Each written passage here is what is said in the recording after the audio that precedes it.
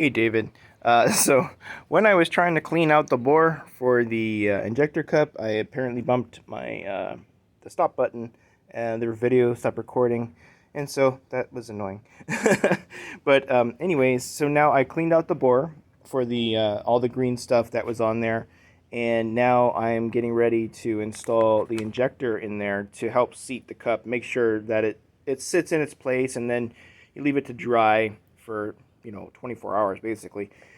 So the first thing you have to do is you have to put in the hold down bolt, and so that's what we're going to do now. And of course, when you remove the old tool, the riffraff tool takes up both spots. You have to take these bolts out, and then you would be obviously sticking them back in. So this upper one is the one that does the majority of the load. And so it's critical that this is torqued just right. So use a torque wrench again.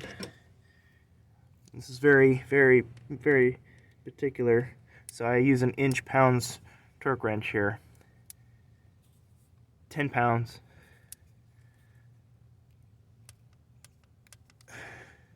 That's that. And then now we can take the injector.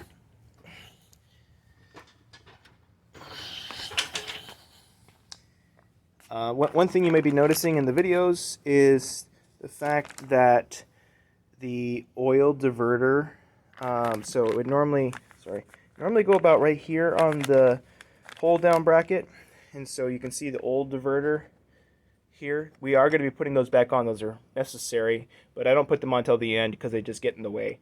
So there's a little hole on the side of the injector. So basically, as the high pressure oil comes in here, this is the fuel side.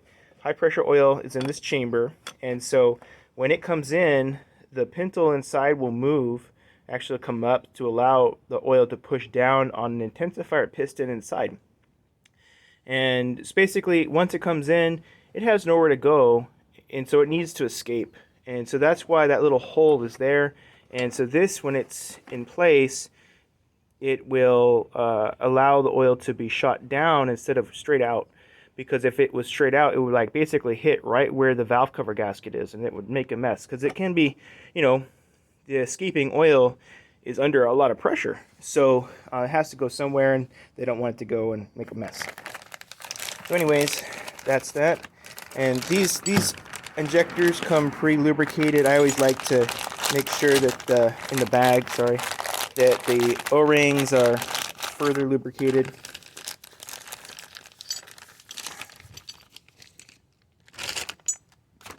Very important thing, get the nozzle cap off, because you don't want to stick that in there. And then take the whole injector, and again, see how the O-rings are lubricated and wet. That's very important, because otherwise they bind and they can tear. You don't want that. Okay, so now this part is going to be a little hard to show you, but I'll do my best. So obviously I clean out the bore again, so it's all clean in there. And we're going to stick the injector in. Really quite simple, obviously very straightforward. And sometimes you got to tap it in there until it can get to a point where you can kind of get the hold down bracket to get under that bolt that we torqued down. And what I do, this is a trick that I learned on YouTube, which is nice. It was actually really smart of a person. But you can take a 16 millimeter wrench, and it just is enough to basically get access to the base of the bracket. And when you have the bracket on the hold down bolt, which sometimes you have to force it in there a little bit, kind of hard to do. But here, sometimes you gotta get this going a little more so that the hold down bracket can stay. But basically you take your wrench, your 16 millimeter, as long as you're using a metric, and you can kind of use it as a leverage means and push the injector down further so that you can get the other bolt in. So now that that's in a little further, I hope you can see it with the video. But now you can get the other bolt, and they are different. There's a kind of a ridge on the first one, so you got to make sure to know which one you're doing. And then stick this guy in there.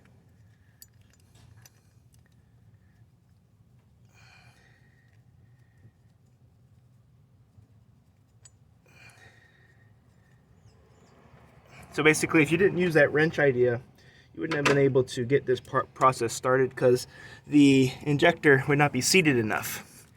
And so I'm just doing this by hand until we can get to the point where I can start using a little ratchet to, again, most of this is by feel. You know, you can definitely break things if you're too aggressive here. These bolts are small, so you gotta be careful. But if you know what you're doing and you're not using a lot of pressure, you're not gonna break anything.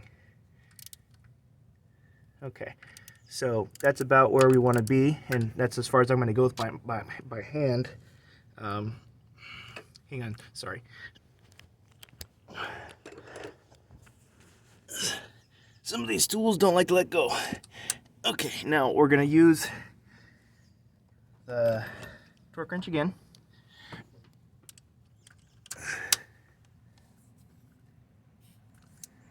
And again, this is at 10 foot-pounds, just like the other bolt was, but this is actually seating the injector.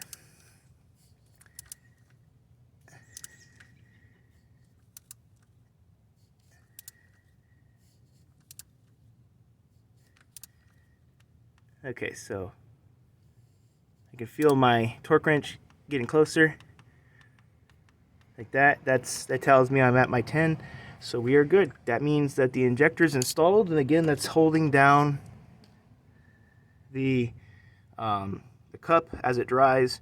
And again, the oil diverter, which would go here, that little hole there, that's all. So I'll put that in later, or when I'm done with this process. So that'll be there, but I'm just letting you know it's not in there right now.